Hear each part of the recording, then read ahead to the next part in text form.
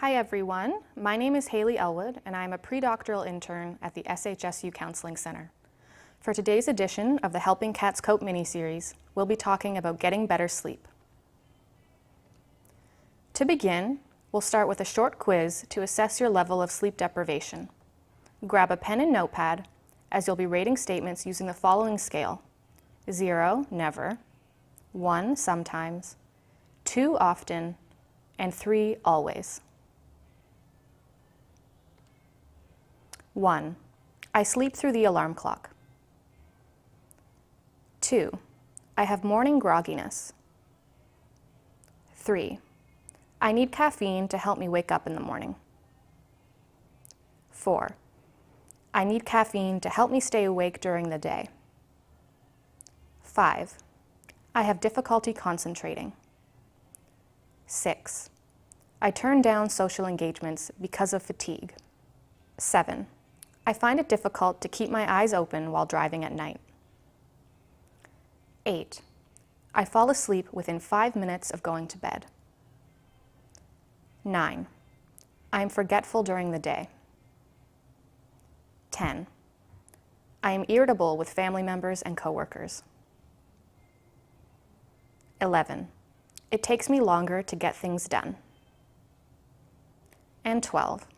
I experience the mid-afternoon slump. Now add up all of your points. Feel free to pause the video if you need more time to calculate your score. Scores between 0 and 9 suggest you are not sleep deprived. Scores between 10 and 24 suggest you are on your way to sleep deprivation. And scores between 25 and 36 suggest you are sleep deprived. Regardless of your score, all of us could benefit from improved sleep. Effects of sleep deprivation. Experiencing poor sleep, in either quality or quantity, can impact numerous areas of our lives and even contribute to poor school performance. When in class listening to a lecture, taking an exam, or working on assignments at home, you may notice you experience impaired concentration and memory, as well as reduced productivity if you aren't getting enough sleep. You may also notice mental health issues, such as anxiety and depression symptoms, which can be aggravated by poor sleep. Sleep deprivation also impacts our driving safety, as it contributes to delayed reaction time. This limits our ability to respond effectively to unexpected driving events. Our physical health can also suffer. You may notice decreased muscle coordination, an impaired immune system, which can increase frequency of illness, and an overall increased risk of obesity, heart disease, and type 2 diabetes. Impaired sleep can also affect our interpersonal relationships by making us more irritable and sensitive to the actions of others. Getting good sleep. To improve your chances of having healthy and replenishing sleeping habits, mental health and stress management can be key. Depressing and anxious thoughts can make it more difficult to turn our minds off. It's also important to reduce noise. If you have a night owl roommate, you may want to invest in some earplugs. Reduce your blue light exposure that comes from your phone, tablet, and laptop. The blue light emitted from these devices signals to the brain that it is daytime, making it harder to get into sleep mode. Reduce caffeine consumption and only consume caffeine before 3 p.m. to give it plenty of time to get out of your system before bed. Reduce or eliminate alcohol, nicotine, cannabis, and other drugs. While these substances may make you feel like they help you sleep, particularly alcohol and cannabis, they actually interfere with how deep of a sleep you get. Eliminate naps. Taking daytime naps directly takes away from the amount of sleep our bodies want to get at night, making it difficult to fall and stay asleep, and causing the cycle of naps to continue. Make sure to incorporate exercise into your day to get rid of excess energy. Use your bed strictly for sleep and sex. Many people, especially college students, use their bed as a place to eat, watch TV, and do homework.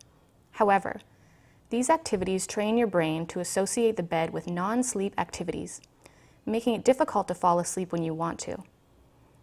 If you've been laying in bed for more than 15 minutes feeling stressed or anxious, get out of your bed and go somewhere else.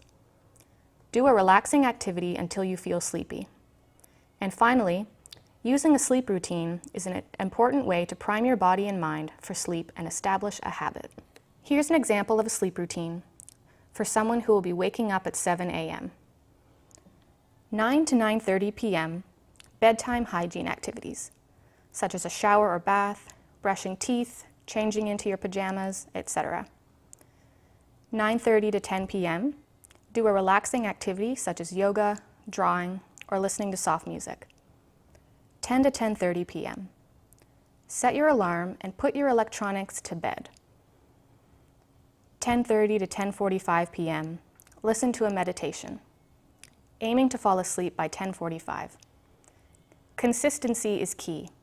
Create a routine you can stick to. Here are some helpful and free apps to support you in your journey to improve sleep. Insight Timer contains a bank of meditations that can be used for relaxation.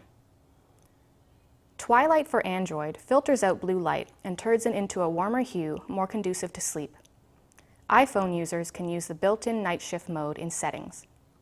Other apps to consider are Relax Melodies, Relax and Sleep Well Hypnosis, Sleep Coacher, Headspace, Slumber, Inscape, and Sleepio. Sleep Coacher and Slumber ask you to create a sort of sleep tracking diary to help you zero in on problematic patterns. Sleepio is a free 6-week sleep improvement program designed by sleep experts. Now I'm going to teach you 2 relaxation exercises that can be done in bed to facilitate sleep. The first is called the wave. To do this exercise, you will either close your eyes and envision a wavy line, like the one shown below. However, feel free to get creative with color, thickness, texture. Or you can use your finger to trace the wave on the screen. You will be matching your inhale to the incline of the wave and your exhale to the decline of the wave. Be sure to slow it down and find a comfortable rhythm. Pause the video now to give yourself a chance to try this brief exercise for the next 60 seconds. The next exercise is on intentional breath. To do this, you will inhale for 4 seconds, hold your breath for 6 seconds, and then exhale for 8 seconds. If you have a respiratory condition, you may need to adjust this ratio.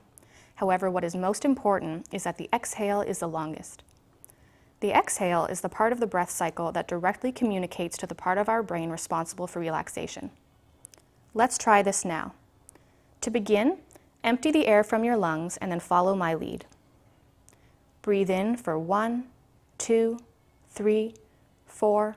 Hold for 1, 2, 3, 4, 5, 6. And exhale slowly through your mouth for 1, 2, 3, 4, 5, 6, 7, 8. In for 1, 2, 3, 4. Hold for 1, 2, 3, 4, 5, 6.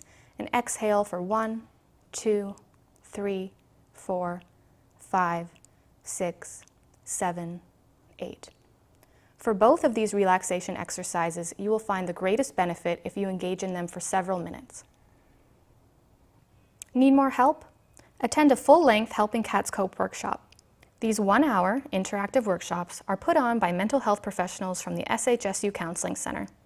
There is no registration required, meaning that attendance is anonymous. Workshops are put on 3 to 4 times a week in the Lowman Student Center and cover topics such as test anxiety, self-esteem, mindfulness, sleep, expressive arts, anxiety and depression, suicide prevention, and more.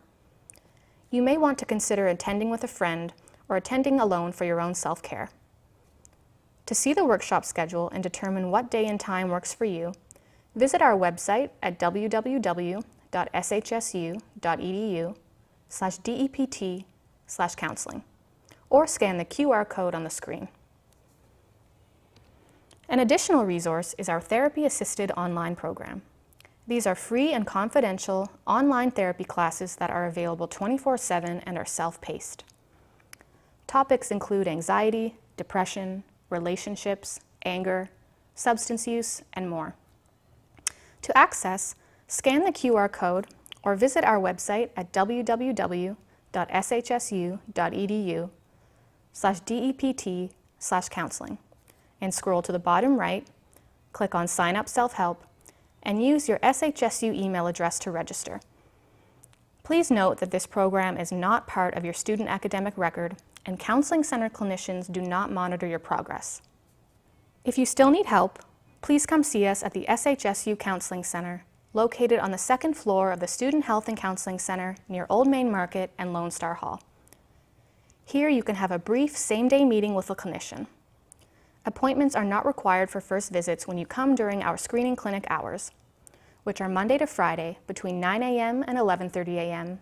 and 1 p.m. and 2:30 p.m. You may visit anytime if you're in crisis. During your initial visit, you'll learn about mental health services such as group therapy, couples therapy, and short-term individual sessions, and develop a mental wellness plan. To learn more about our services offered, visit our website at www.shsu.edu/DEPT/counseling. If you have additional questions regarding this presentation, please contact Dr. Danielle Searles, the Group Therapy and Workshop Coordinator at the SHSU Counseling Center. She can be reached by email at dns018@shsu.edu or at 936-294-1720. For general questions about the SHSU Counseling Center services, please call the front desk at 936-294-1720. Thank you for joining us for this edition of the Helping Cats Cope mini-series. We look forward to seeing you at one of our upcoming workshops.